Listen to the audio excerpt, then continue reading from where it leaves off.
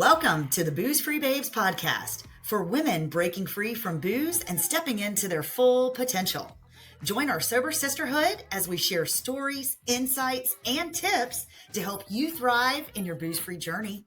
Let's get bold, authentic, and booze-free together, babes.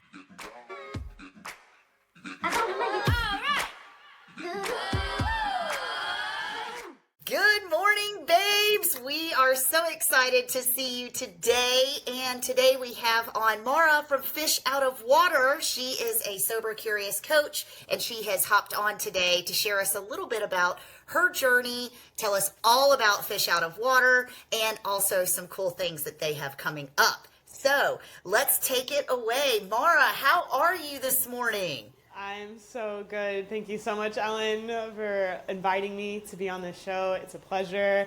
And I mean, we connected over a year ago, and I'm so grateful for that. It's really, really fun. It's so funny. We were just chatting about that before we went live, how you and I actually met at a pumpkin carving event that Fish Out of Water hosted for Halloween. That was like over a year ago. How wild is that? Yes, I know. You never know. And I think that's what's so awesome about this community is just like, you never know where little, planted seeds can sprout and what they can sprout into. So I love so much that. beauty That there. is so great. I love that. So I know you guys are really big, Fish Out of Water, your community. You guys are really big on doing sober events in the community. So I didn't see a pumpkin carving contest this year. Did you guys do one, or did I just miss it? No, we did not. We have shifted a little bit around like what we are offering and just trying to really figure out what our community wants, in full transparency, just trying to figure out, because there's so many things going on in Charleston, right? And it can almost be like decision fatigue, like, oh my gosh. So I've just been really trying to figure out how can I actually be the biggest resource for a community that's like curious about this like alcohol-free or sober curious realm, and how can we also have a little bit of fun in there and bring people together. So still trying to figure that out. I love that. And I think it is an evolving thing, right? I mean, even in our own community, we're finding that some events really are well attended and well received, and other events are not. And so it's just finding that sweet spot. And I love what you guys are doing. So let's just pause for a second. You've got to tell us about Fish Out of Water. We want to learn more about your community and what you guys are doing. Yeah, definitely. So Fish Out of Water came about a while ago now, but we were just like, we want a space to make friends and meet other people, like-minded people who are just interested in hanging out without having alcohol being the main focal point. It's open to anyone. It's not, you don't have to be sober. It's not a recovery program. It's not any of those things. It's just an alternative, truly, to like hanging out with people and reconnecting with nature is like a highlight of it, connecting in an alcohol-free space that really embraces nature and the outdoors. So that's kind of the lens that we're. And I've got to plug your Instagram. It's your Fish Out of Water Instagram. I see you guys doing so many fun things, like out at beach walks, nature walks, like always doing some fun play in nature is what I really see shine through on the Fish Out of Water _CHS Instagram handle. Just wanted to make sure I dropped that. So if you guys are looking for Fish Out of Water, this is where you're going to find them, is on Instagram. That is so great. So we're inching into the holidays with hopefully some slow and ease, right? So what do you guys have planned? Any big events coming up for the holidays? Yeah, absolutely. So yeah, the holidays, as we know, can be pretty wild for a lot of people. So I have a couple meetings coming up about stuff that's going to unfold either in December or more so into the new year. But I have a couple workshops, for people who want like tastings, like NA beer tastings with Sierra Nevada, and really diving into that sober curious realm. And then I will be hosting a dry January challenge called Try Dry. So that's, another resource for people if they're looking for an opportunity to explore that realm. I love that. I love that you are really reaching that sober curious audience. And really like you did a sober October challenge too, and then the try dry. I love that. That's so fun. Tell us a little bit about, since you just wrapped on the sober October challenge. I want to hear, like, what did you have some major ahas, or did you have a lot of people participate, and kind of what was their feedback? Yeah, totally. I think it's so awesome. There's this gray area of, really anything, whether it's alcohol or some other substance or some type of behavior that prevents us from truly reaching our potential. There's such a spectrum, and it's not just like all or nothing. It's like there's this huge gray area, and that's where I'm really passionate about giving people the space and the opportunity to explore that area. And Sober October, that's what that was about. A lot of people were like, oh, I'm scared. Like, what if I'm not sober the whole month? Or does it have to be all or nothing? And I'm like, no, this is your time to discover and experiment and to play and to have those conversations in a supportive community. And there were so many breakthroughs. And I think what's so interesting is it's always so great working with clients and talking to people, as I'm sure you know. When you're out of that realm for a while, being back, hearing from people who are just going through that and starting to experience and like dabble in sober curiosity, it's like just such a profound reminder of like, oh wow, this is huge. These are like huge milestones that people are having and huge breakthroughs that just like truly warm my heart.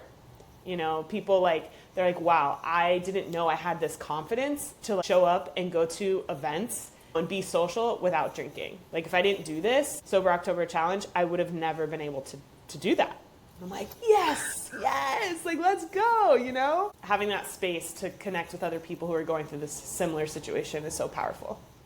Man, that is so cool. That is so cool. And I think what's really important about the conversation, especially with sober curiosity, right? Like, that's a narrative that probably really became mainstream about maybe 3 years ago. We started hearing a lot more about that terminology, sober curiosity. And that's what the babes are about too, because we want to catch people when they're starting to have that inner dialogue, right? Like, when you start to have those questions, like, am I really showing up as my best self if I drink 2 bottles of wine the night before? What does that look like? How can we be open and curious about how I may show up if I didn't have alcohol in my life this week, or what that might look like? I feel like a lot of times when people commit to being sober, that they're committing to, yes, it's one day at a time, but they're also committing to the rest of their life. And that's really hard to digest in early sobriety. I think it's something that you have to lean into a little bit over time. Like, it's easier to digest longevity the more time that you have, right? Absolutely. It's so funny that you bring that up, because I was having that conversation with a friend of mine the other day of like, wow, the more time that goes by that I am not drinking alcohol, the more and more like rich my life is becoming. And it is an upfront investment. And of course, there are tons of perks that you will experience when you pull back from consuming alcohol straight away, but the impacts just keep growing. And sometimes it can be not very obvious for people. Sometimes it can take a while to like fully integrate and come into balance with your nervous system and all of the things that you relearn when you take away something you have been consuming for so long, whether it's every day or just every now and then. It's a chemical that impacts everything in your body, mentally, physically, emotionally, spiritually.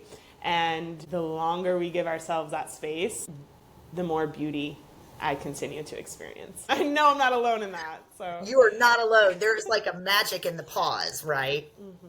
And that goes for a lot of things. We always take a little clearing breath before we record. And so Mara joined me in that today. And it was like the magic in the pause.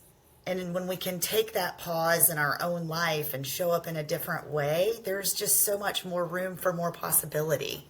Absolutely. I love that magic in the pause. And I love your charge. I don't want to like say that in the sobriety space that there almost isn't room for sober curiosity, because I I disagree with that. I think that should be a huge part of the conversation, and there is absolutely room for multi-pathways to recovery. And I think that Fish Out of Water definitely aligns with that philosophy as well. Yeah, absolutely. I mean, the narrative and the resources and everything is just expanding around all of this. You know, I grew up in a very substance-heavy household. I grew up going to AA meetings with my stepdad, who has been sober like 25 years now. And in my eyes, you were in AA or that's it. Like, that is the pathway. And that is the pathway for some people. And that's amazing. You know, I think, but there's so many other ways to healing and self-exploration and self-discovery. And I'm like, look, whatever works for you, do that. Like, whatever feels good for you, do that thing. Like, yes. Like, I don't care what it is. The more that we are open to a variety of different pathways, the better. I couldn't agree with you more. And I'm so glad that you brought up the word healing, because that's definitely something that we try to highlight in the Babes is different healing modalities, whether that's yoga, breath work, obviously therapy. I talk a lot about therapy. That's just been a huge part of my journey. You know, AA or Smart Recovery or Dharma Recovery or some of those other avenues. And we, you know, no judges, we throw them all out there. Whoever, you know, whatever sticks for whatever person, right? Because we recognize that there's multi-pathways. Yep. So can you share with us just a couple of different healing modalities maybe that you've used along your journey to help your healing process? Yeah, absolutely. I would not be where I am today without all of the resources that I've been so fortunate to stumble upon, whether it's been therapy, coaches, mentors, spiritual guides, friends and family, community. You know, all of those things have just helped me get by. And then something that I've kind of, through my own journey and working with clients, is finding like how important play as a healing modality is. And play and joy and laughter. And I think it's, you know, not to surpass any of the things, like the harder things that we need to face and process. I think that's very important, but to not get stuck there, to allow ourselves to experience joy and embracing that inner child creativity and spark. And that is just so transformative when people are like, wow. You know, I'm like, go to a playground and swing. And some people are like, Mara, I don't remember the last time I was on a swing. This felt amazing. I'm like, yes. Like, cultivating that energy. We are motivated to do things by the way we feel. So we have to get ourselves into feeling well so that we do the things we want to do. So play as a healing modality has been like by far the biggest gift. Oh, I love that. What a great idea. And I just want to elaborate on that for a second, because I feel like experiencing joy and happiness within our own skin, like within our own vessel, is just as uncomfortable. And I'm almost 2 years sober, and I still find myself being uncomfortable when I'm happy. And, you know, a lot of reasons, right? You know, I mean, maybe we grew up in a dramatic household where there was a lot of chaos, or maybe that was like, you know, for me, that's kind of how my drinking life played out too, right? Yeah. With a lot of drama and chaos. And so to not have that, that's probably the biggest thing that I recognize now, is that I don't have all this unnecessary drama and chaos. But then it's almost like it's too calm around here, right? I don't want to create it myself, but, you know, sometimes it's like, okay, wait a minute. Can I be at peace and calm in this new normal and experience joy? And, you know, sometimes it takes you by surprise, and you have to just like sit in it and just be like, wow, this is what happy feels like.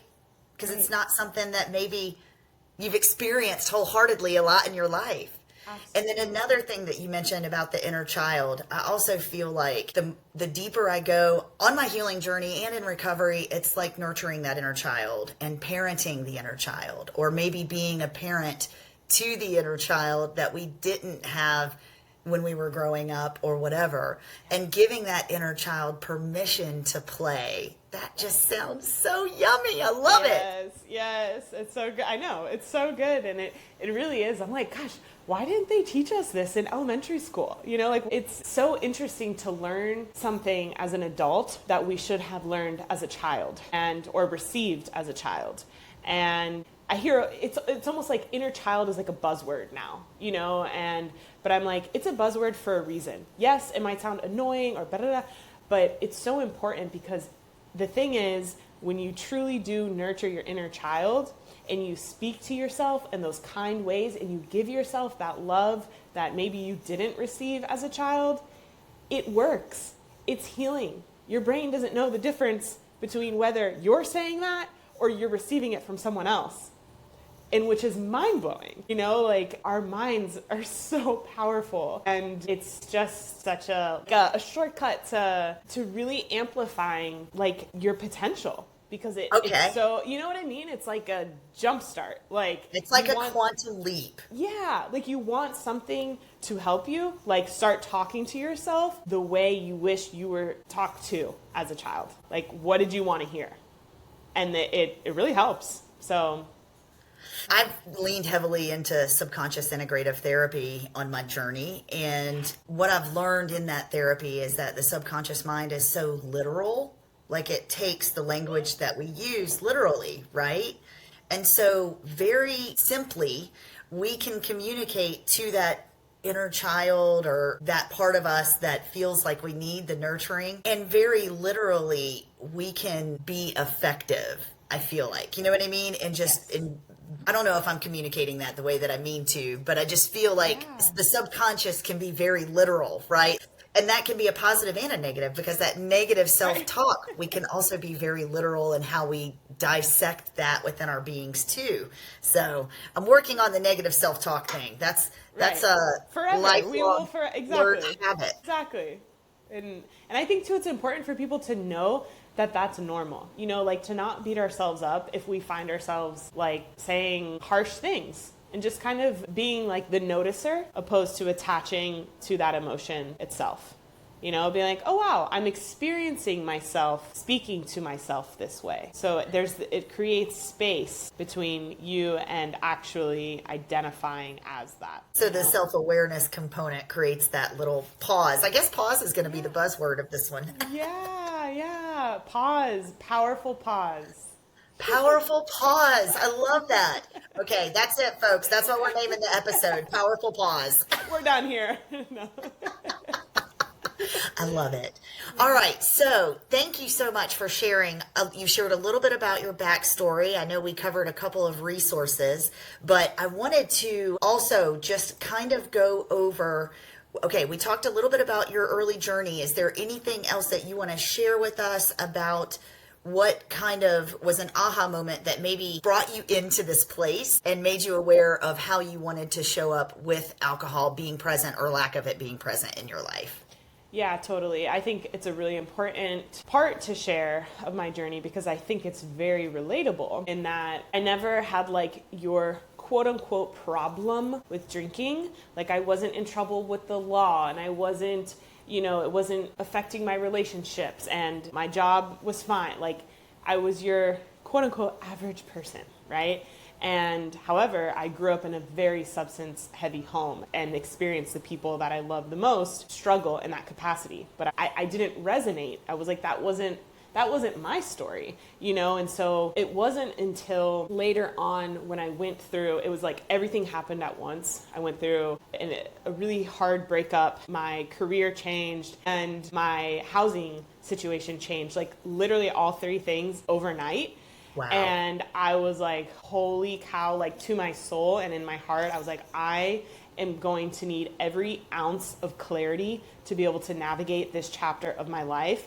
And so let me look at what might be impairing my ability to navigate this life transition. And I wasn't your everyday drinker. I was your occasional social drinker. And I was like, that's got to go. Like, we're going to start there.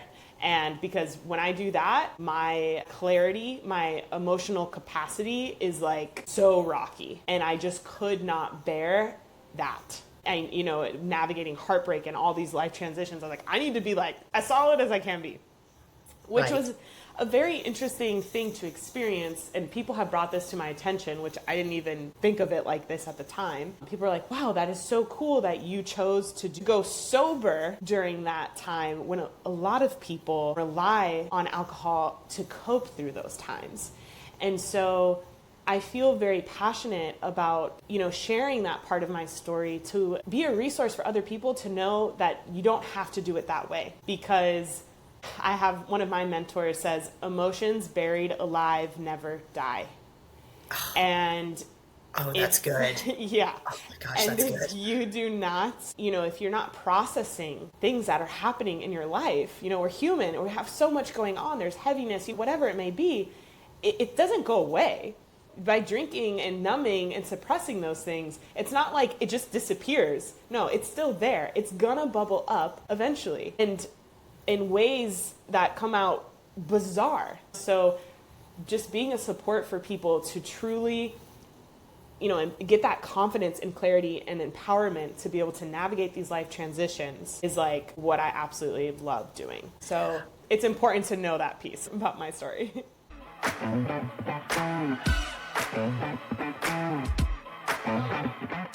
Buying a home or investing in real estate doesn't have to feel overwhelming. At Frazier Lending Group, we're all about guiding you to smart, stress-free financing solutions.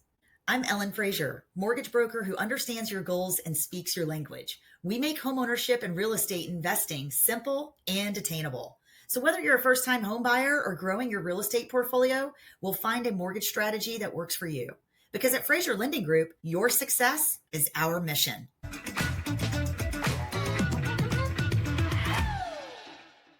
I love that. And you brought up self-soothing, and that is so important that people connect drinking with self-soothing behavior, right? And so when you removed any type of crutch or support mechanism like alcohol or substances to rely on to help you soothe during that transition, what did you replace it with? What are some examples of maybe some things that you leaned into to help soothe you, to soothe your broken heart? I mean, those are like 3 major life changes all at once. I know. I'm like, let's just blow this up and like. You did. Holy cow. Yeah, I think it's a great thing. And I think it's really important to be honest too, that, when you pull back from any substance, right, or anything for coping, you feel everything. You feel the lows more and you feel the highs more because you're not numb. And so that can be very scary.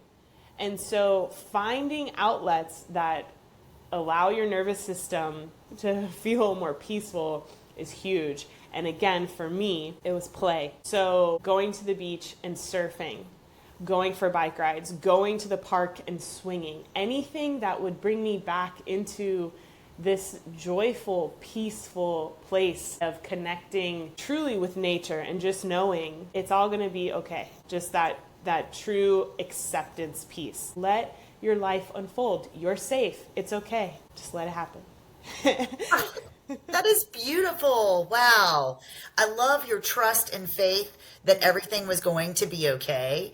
That is definitely something that I still struggle with myself, like having that trust and faith in the universe that everything is going to be okay. And being, a child of an alcoholic mother myself, there's like a safety net or security blanket piece component that's kind of missing a little bit, right? And so it's really beautiful to hear you say that you were able to create this space of one positive emotion through play, and then also allowing that to be kind of that safety net for you, right? Yeah, absolutely.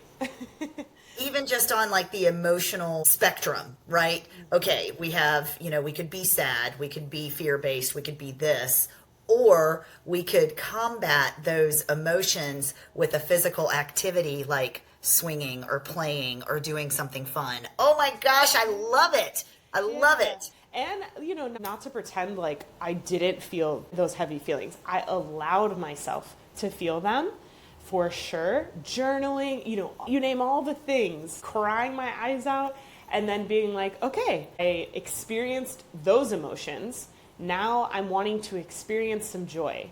and playfulness and lightheartedness. How can I do that? And when you're feeling sad and heartbroken, you're not going to necessarily want to do the other thing. You have to do the other thing first, and then you will reap the benefits of it.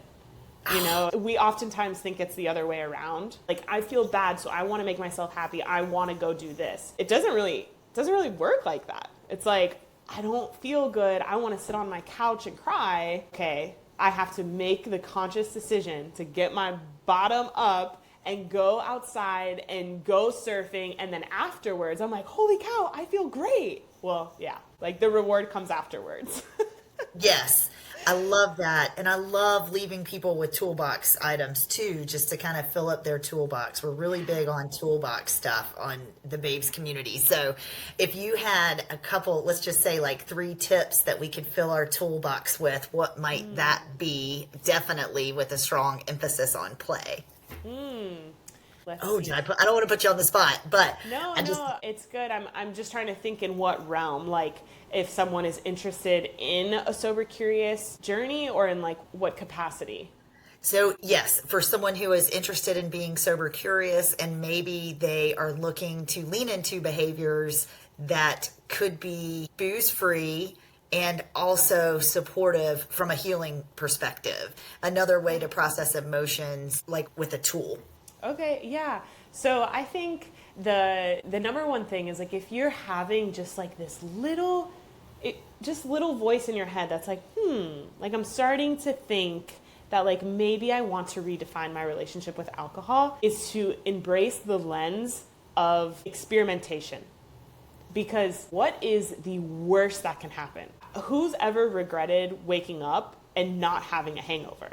Who's ever regretted better sleep? You know, just like repositioning how we think, because it can seem so scary of going against the norm in a society that's like, you know, there's alcohol, it surrounds everything, and being like, oh my gosh, I'm just gonna have to stay home and be by myself all the time, and I'm gonna lose all my friends, you know. But let's just open that up a little bit.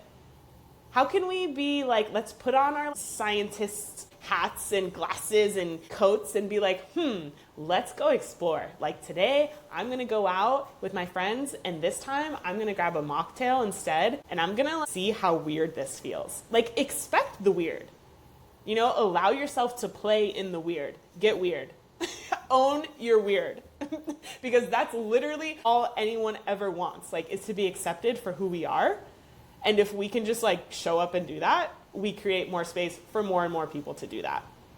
Oh, I love it. So that's my thing, is like experiment, number one. And then number two, we were kind of touching about this a little bit earlier about how we speak to ourselves. I'm a big proponent for talking to yourself out loud whenever you can. So it may sound a little silly, but I think when, at least it's been so transformative for me, is when things are kind of living in my head and I'm like having these conversations in my head, it creates this like rumination loop.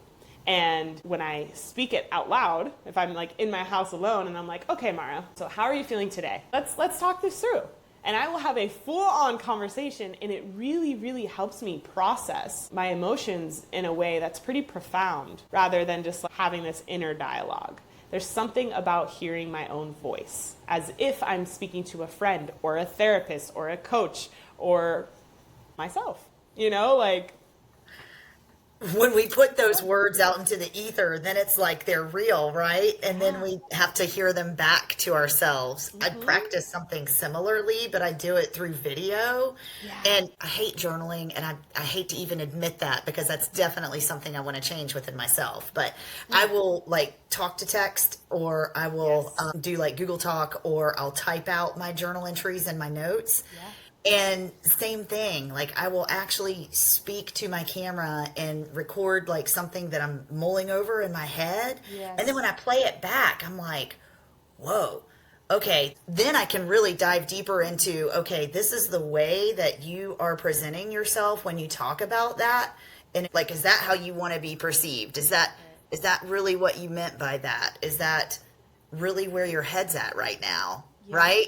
Yeah. So it's kind of the same thing, you know, you're just playing that back to yourself and being like, okay, let's lean into this for a second or, wow, that was really great. Let's run with that.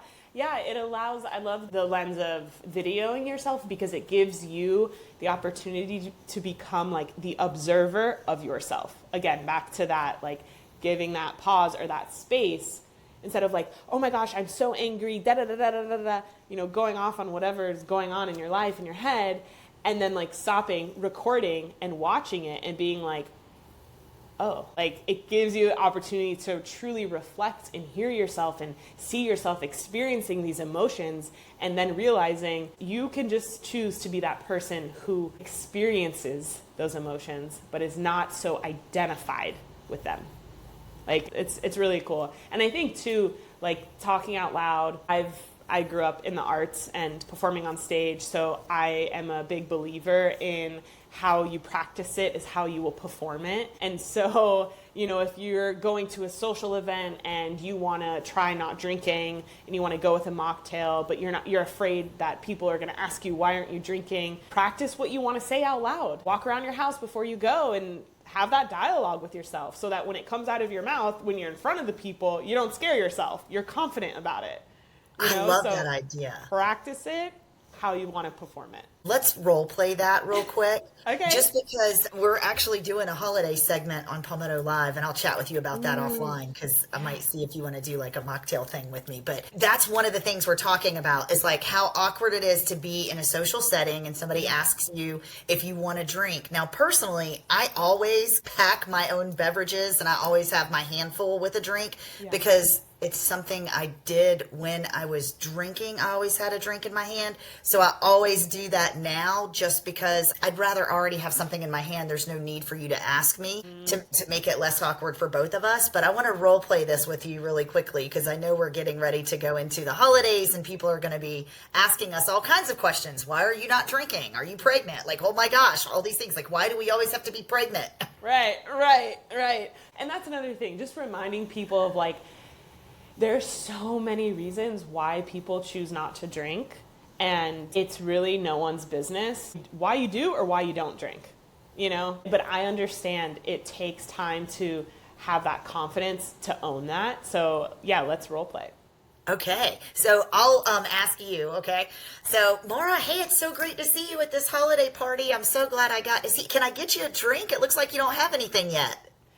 So I'm going to pause here because there are a couple avenues to go down that I think should be important that people take into consideration is having a response that you would like to say to like a colleague or a friend or like acquaintance, a family member, and like a close friend, because how you respond or a complete stranger can be very different to who you're speaking to, right? Okay. And so also knowing that like I could literally respond to you and say, I'm good, that is a full sentence. I'm okay, I'm good, or no, I don't want to drink, thank you. Like it can be as simple as that if you want. It can be, hey, yeah, do you have any sparkling waters by chance? If they say, no, I can grab you a beer though. Hey, I'm good. I'll take some water with lemon. Do you have that? You know, like it truly depends, right? There's a lot of reading the room too, because sometimes you could say, actually, I'm doing dry January. Oh my gosh, no way. I've always wanted to try that. Tell me more about your experience. So I think there's so many, and that's what can be so mind-boggling, is that there's so many different avenues and ways that the conversation could unfold. And more times than not, people are so curious and want to hear more and are like, wow, I want to do that too. And so it's an opportunity to share your own journey and kind of like inspire someone else who might just be looking for the same permission to say no to the booze when they feel like they have to say yes. You know, so I know that wasn't truly role playing because I was like, oh my gosh, like I was just like, wait, there's so many other avenues this could go. And that is a big part of like my coaching program is like walking people through those scenarios. Every person is going to want to respond differently. And it's important to figure out what you want to say and how you want to respond. And just knowing that you choosing you and the decision you want is always okay. Like that's the right decision, you know? That's definitely the permission slip that we needed. So I appreciate that perspective. and that permission slip. And I think it leans into how comfortable is somebody on their own journey. Like you said, are they comfortable talking about the fact that they're not drinking, or do they just want to leave it a canned response as, no, I'm good, thank you, and keep it moving. Exactly. So, and there's no right or wrong. And I think too, as we become more empowered on our journeys, that we're not in the wrong for not drinking, and that we won't be denied if we're not drinking.